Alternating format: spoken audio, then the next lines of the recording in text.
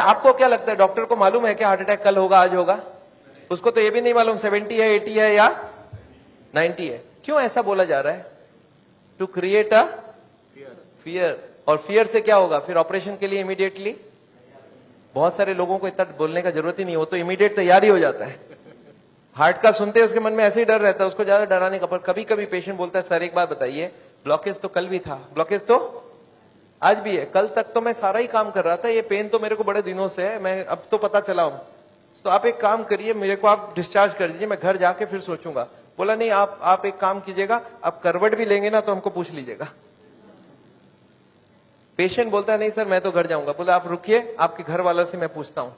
अच्छा, घर वाले बाहर कौन कौन वेट कर रहे होंगे? सारा खानदान वेट कर रहा होगा। वहां पे जाके क्या बोलना है कि patient is very critical, any moment he can die. आप बोलो मैं बचाने की कोशिश करूं और जाने दूं। अच्छा, आंसर क्या होगा? वाइफ क्या बोलेगी कि जिंदगी भर इन्होंने मेरे लिए किया, आज मेरे को चांस मिला, आज तो मैं ऑपरेशन। वाइफ बोलती है कोई चीज का भी, कोई भी कंजूसी हमें नहीं करना है, इनको तो बचाना। अच्छा, बेटा मानेगा कि नहीं? एक बेटा बड़ा समझदार होता है, बोलता है डॉक्टर को, डॉक्टर साहब एक बार बताइए, मैंने सुना है कोलेस्ट्रॉल की वजह से ब्लॉकेज होता है, इनका कोलेस्ट्रॉल हाई है, तो क्या करूं कि कोलेस्ट्रॉल कम हो जाए? खाने पीने में क्या क्या चेंज लाना चाहिए? अच्छा, कार्डियोलॉजिस्ट मान जाएंगे इन सब बात में? वो बोलेंगे you are wasting my time, he is dying and you are talking all this rubbish. अच्छा, तब तक और जितने परिवार वाले बोले नहीं नहीं ऑपरेशन होना ही चाहिए। मेरे एक पेशेंट थे, बोले डॉक्टर साहब मेरे साथ पूरा ऐसे ही हुआ, मैं तो खाली एक बार टेस्ट कराने गया था और उसके बाद वो ऑपरेशन करके ही भेजे मेरे को वापस। मेरे एक और पेशेंट थे, बोले सर मैं फिर भी नहीं कराया, मैं निकल आया। मैं बोला आप निकले कैसे? बोला मैंने बोला मैं तो नहीं कराऊंगा, मुझे घर जाना है। वो बोले नहीं आप घर भी नहीं पहुंचेंगे। मैं बोला मैं लिख के देता हूं, मैं पहुंच जाऊंगा। फिर मैंने लिख के भी दे दिया, फिर भी वो जाने नहीं दिया। फिर मैंने लास्ट बोला, मैंने बोला देखो मैं करने तैयार हूं, पर प्रॉब्लम है मेरे पास पैसे नहीं है, आप फ्री का कोई ट्रीटमेंट हो तो करवा डालो। तब इन्होंने बोला कोई प्रॉब्लम नहीं है, आप घर चले जाओ। फिर मैं जब घर जाने लगा तब फिर से बुलाया उन्होंने, बोला अब आप एक बार बताओ ये इतने पैसे आप कितने दिन में इकट्ठा कर सकते हो? तब मैंने बोला देखिए मुझे प्रॉपर्टी बेच के आना होगा, 2 महीना लगेगा। फिर मुझे 2 महीना उन्होंने टाइम दे दिया। बोला अब कोई प्रॉब्लम नहीं है, 2 महीने बाद ही ऑपरेशन होगा। आपको समझ आ रहा है ऑपरेशन कब रुक सकता है?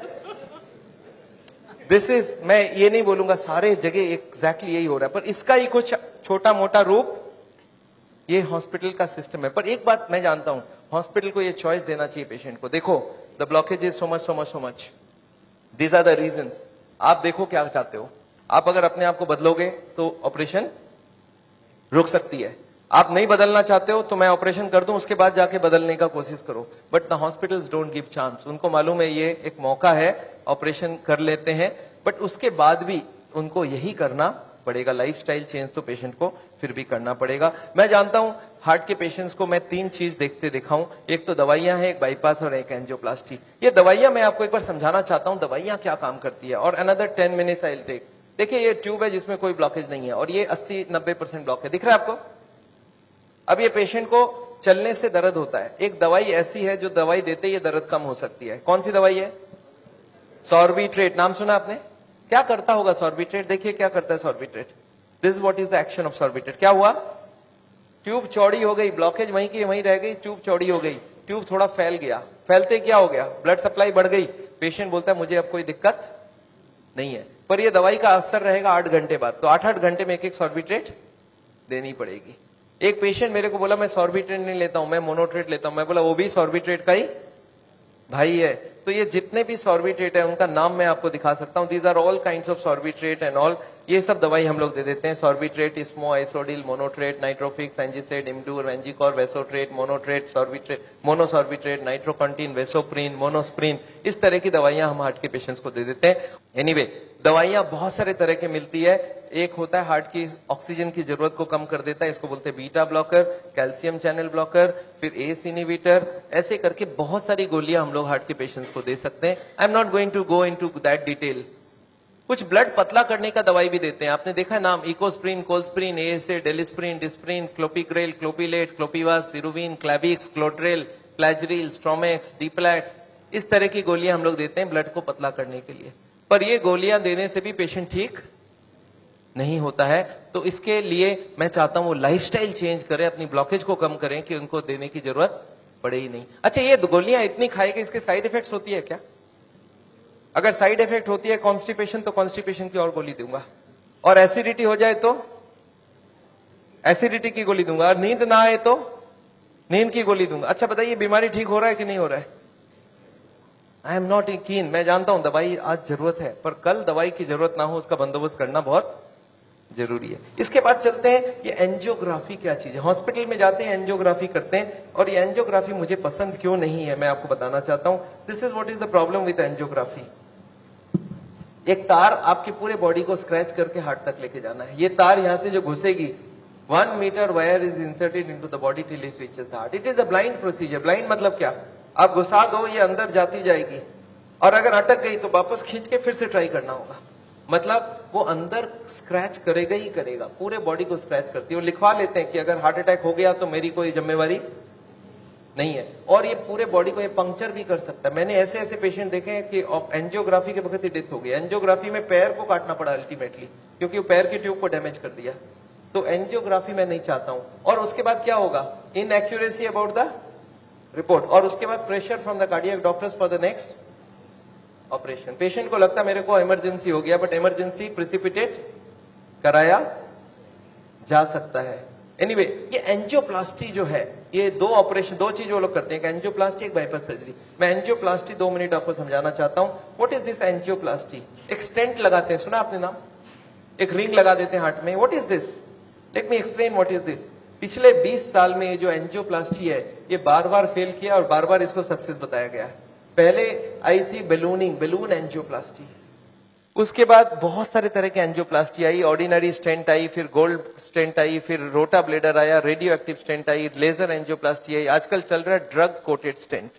पर ये सारे के सारे फेल हुए हैं। क्यों फेल हुए एक बार समझाना चाहता हूं। देखिए, ये बैलूनिंग क्या चीज है? याद है आपको एंजियोग्राफी के वक्त तार अंदर घुसाई थी, वो कहां तक गई थी? हार्ट तक, यहां तक तार आई थी। इस तार के ऊपर ये बैलून होता है। इस तार को थोड़ा सा धक्का मारते हैं। कभी कभी कार्डियोलॉजिस्ट तार को अंदर रख के बाहर आ जाते हैं, आके बोलते हैं देखो तार अंदर है, बोलो तभी खोल दूं। आप बोलते हैं चलो खोल दो, कितने लगेंगे? 2 लाख लगेंगे। 2 लाख दे दिया। अब ये तार को ये लोग धक्का देते हैं थोड़ा और, तो तार की जो बैलून है ये बीचों बीच आ जाती है ब्लॉकेज में। अब इस बैलून में पानी डालना होता है। ये बैलून ऐसा होता है, इसमें पानी डालते बैलून फूल जाती है। अच्छा, पानी कैसे डालेंगे? आपने होली में बैलून फुलाया एक सिरिंज से? सिरिंज में पानी ले लो, सिरिंज को दबा दो तो बैलून के अंदर पानी घुस जाए। तो बाहर से सिरिंज से पानी डालेंगे तो बैलून क्या होगा? फूल जाएगी। फूलते ही ब्लॉकेज कहां गई? साइड में दब जाएगा। ऊपर कंप्रेस्ड हो जाएगी, नीचे कंप्रेस्ड हो जाएगी। अच्छा, ये बैलून को जब पानी निकाल लेंगे तो क्या होगा? बैलून को वहां पे 2-4 सेकंड से ज्यादा नहीं रख सकते, क्योंकि हार्ट अटैक हो जाएगी, 100 हो जाएगी ब्लॉकेज। तो बैलून में पानी डाला और सिरिंज से वापस पानी खींच लिया। जैसे ही पानी खींचा, बैलून वापस चिपक गई, तार को पकड़ के बाहर निकाल लिया। Angioplasty over. आपको समझ आ रहा है क्या करना पड़ा? ये तार यहां थी, इसी को थोड़ा आगे किया, बैलून डाल, पानी निकाल लिया और ब्लॉकेज वापस। अच्छा, ब्लॉकेज वापस आ जाएगी नहीं आ जाएगी इसके बाद? क्या लगता है आपको? This is elastic. इलास्टिक समझते हैं आप? ये लोहा या पत्थर नहीं, इलास्टिक है। और जैसे ही बैलून निकाल लिया, ब्लॉकेज वापस आने लग गई।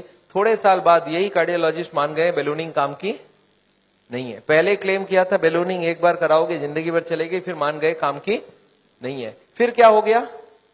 फिर वो बोले इसमें स्टेंट लगाना होगा। What is this stent? Look at this, this is the blockage. दिख रहा है आपको येलो कलर की? और इसके अंदर एक बैलून डाल दिया। आपको दिख रहा है ब्लैक कलर का बैलून? बैलून में पानी डाला तो ब्लॉकेज कहां चलेगी? साइड में आ गई। जब बैलून निकाल लेंगे तो ब्लॉकेज वापस आएगी। तो यहाँ पे एक स्प्रिंग लगा देते हैं। ये स्प्रिंग क्या काम करेगा?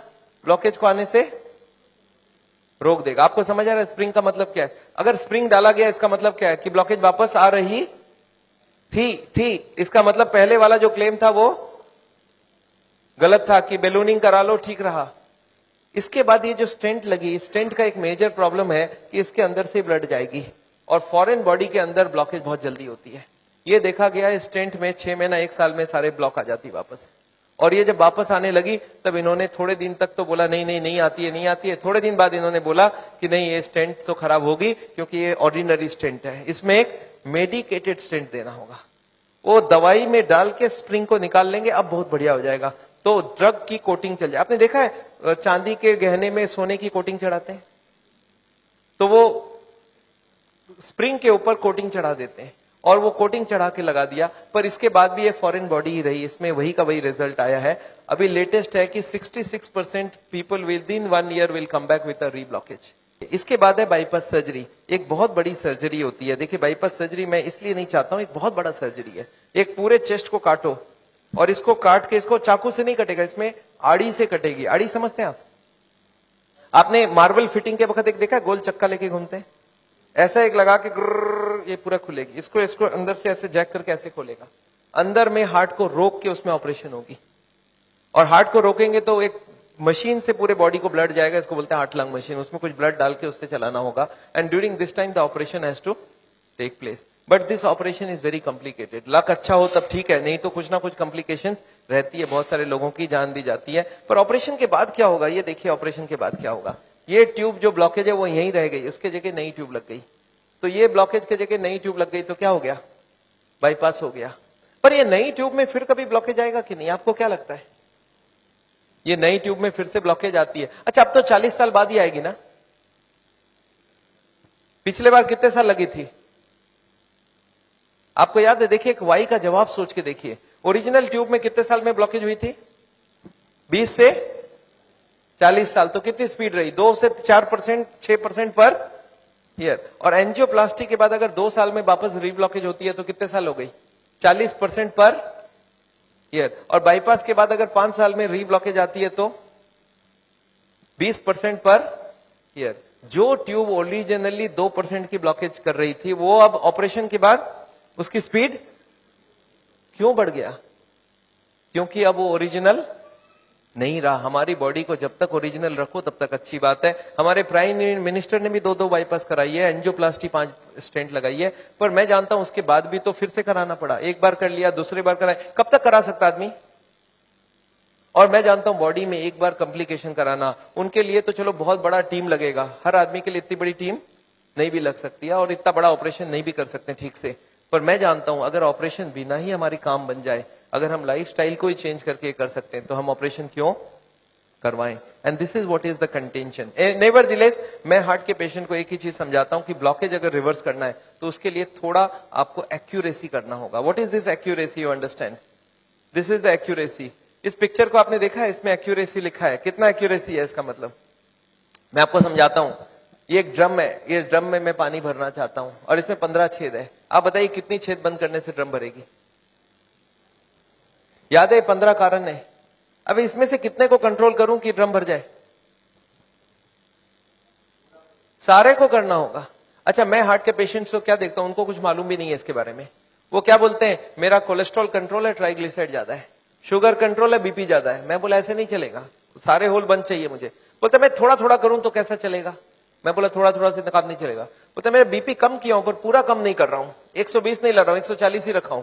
मैं बोला नहीं चलेगा, मुझे सारे फैक्टर्स एक साथ कंट्रोल चाहिए। हाँ इसके लिए शुगर, बीपी, कोलेस्ट्रॉल, ट्राइग्लिसराइड आपसे कम नहीं हो रहा, मैं दवाई देके कम कर देता हूं। पर स्मोकिंग आपको पूरा ही बंद करना होगा, खाने में तेल आपको बंद करना होगा, एक्सरसाइज आपको करना पड़ेगा, ओवरवेट कम करना होगा, खाना पीना में फाइबर ज्यादा डालना होगा। अच्छा ये सब संभव है क्या लोगों के लिए? यस, क्या प्रॉब्लम है? ये तो सिंपल सी बात है, इसको क्यों नहीं कर सकते? क्यों नहीं सिगरेट बंद कर सकते? क्यों नहीं मीट बंद कर सकते? क्यों नहीं तेल घी छोड़ के आप अलग तरीके से खाना बना सकते हैं? तो all these if you do there is no problem. Nevertheless मैं जानता हूं, एक और छोटा सा चीज आपको बताना चाहता हूं। अभी एक और नई जो टेक्नोलॉजी आ गई है, आदमी को मैं सोचता था बिना काटे कुछ हो सके। ये हमारी कुकिंग की क्लास है, this is a cooking class. मैं हार्ट के पेशेंट्स को ट्रेनिंग देता हूं। This is my dietitian teaching cooking, 0 oil cooking to the patients wives. मैं हार्ट के पेशेंट्स को योगा सिखाता हूं। मैं बोलता हूं कैसे भी करो, योगा करो, आप योगा करने की बहुत जरूरी है। उसके साथ उनको क्या करना चाहिए, क्या नहीं करना चाहिए, कितनी सामान उठानी चाहिए, गाड़ी चलानी चाहिए, स्कूटर चलाना चाहिए, ऑफिस जाओ तो क्या प्रिकॉशन लो, दादर चढ़ो तो क्या प्रिकॉशन लो, आगे कौन सी योगा करो, कब तक करो, कौन सी मेडिसिन लो, कब तक लो। एंड फॉर दिस हाँ मैं एक मैगजीन भी निकालता हूं, इसका नाम है साउल टाइम्स। ये मैगजीन मैं हर महीने निकालता हूं, दिल्ली से निकलती है, हिंदी और इंग्लिश में। अच्छा आपको एक फॉर्म दिया गया है क्या? ऐसा देखिए तो, have you got a form like this? ये फॉर्म में अगर आप अपने नाम एड्रेस भर के देंगे तो आपको ये मैगजीन आगे आपको मिलता रहेगा हर महीने। हिंदी में इंग्लिश में दोनों में मैगजीन है। और इसके साथ एक छोटा सा और क्वेश्चन ये रखा है कि यहां पे अगर हम लोग ऐसा कोई कैंप करवाएं, So how many people will be interested to join such a camp? एक दिन का या 2 दिन का ऐसा एक कैंप अगर हम करवाएं तो कोई इंटरेस्टेड हो तो प्लीज फिल इट अप. मेरे को लोग बोलते हैं डॉक्टर साहब इतनी सारी बातें अगर कैसे याद रखूंगा. मैंने बहुत मोटी मोटी किताब लिखी है. आदमी बोलता है सर छोटा सा कुछ दीजिए ना कॉपी. तो मैंने एक ऐसी किताब बनाई है जिसका नाम है पॉकेट गाइड. एक 30 रुपीज की किताब है. कोई 2 घंटा बैठ के पढ़ ले तो जितनी बातें मैंने बताई है सब इसमें लिख के रखा है. So this book I have brought over here. मेरे ख्याल से बाकी बुक्स तो मैं नहीं ला सकता हूं क्योंकि hundreds of books are there.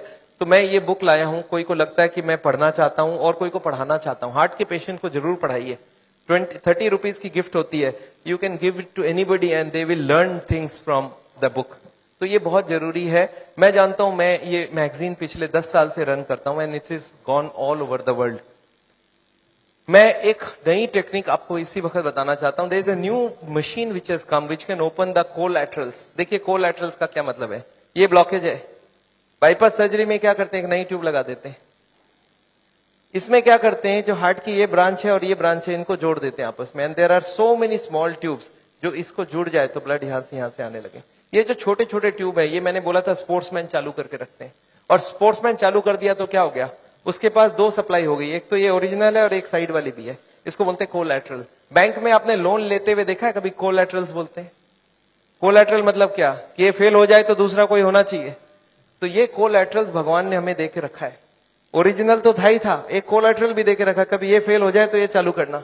अच्छा ये अगर चालू हो जाए बिना ऑपरेशन के तो इससे अच्छा कुछ नहीं हो सकता. And this is a new machine, new technology which has कम. देखिए हमारे मेडिकल साइंस की टेक्नोलॉजी बिना कांटे वाली टेक्नोलॉजी है. ये देखिए ये ट्यूब्स है जिसमें कोई कोलैटरल्स चालू नहीं है और ये है ट्यूब्स के सारे कोलैटरल्स चालू हो गए. आपको समझ आ रहा है डिफरेंस दोनों के अंदर. ये जो छोटे छोटे कोलैटरल्स है ये हमारे सबके पास है और एक मशीन से इसको या तो स्पोर्ट्स करके चालू कर सकते हैं या तो एक मशीन से चालू कर सकते हैं. ये मशीन क्या करती है सोचिए. ये जैकेट्स लगा दिया हमने कफ में, थाई में, बटक्स में और सारे को एक साथ स्क्वीज कर दूं तो क्या होगा, इसकी ब्लड कहां जाएगी, बॉडी में ही रहेगी पर कहां जाएगी, ये हार्ट के तरफ जाके हार्ट के ट्यूब्स को धक्का देके प्रेशर देके इसको खोलेगी. ये प्रेशर 1-1 घंटे तक 1-1 मिनट इसको हार्ट के संग सिंक्रोनाइज करके दिया जाता है. सिंक्रोनाइज मतलब हार्ट जब पंप करे तो मशीन पंप नहीं करता है.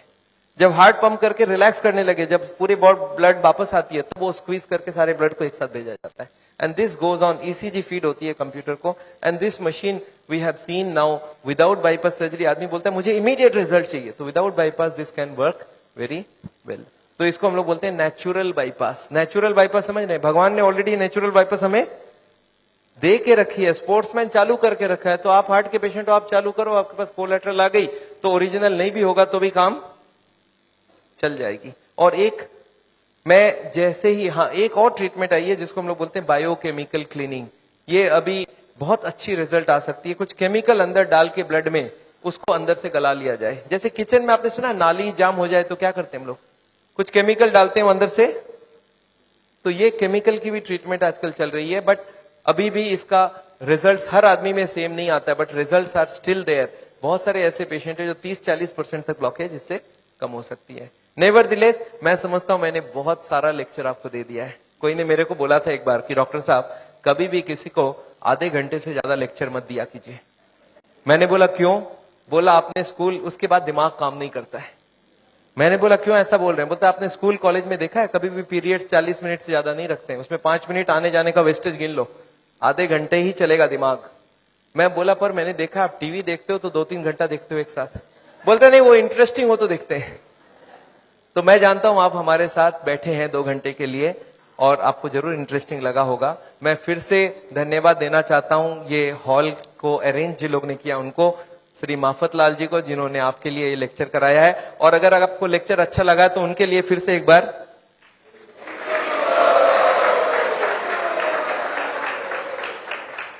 I just wanted to formally thank Dr. Chajjar for a wonderful, not only a wonderful talk, but highly personal and very interactive, and particularly the stamina and energy that is shown at the end of the day.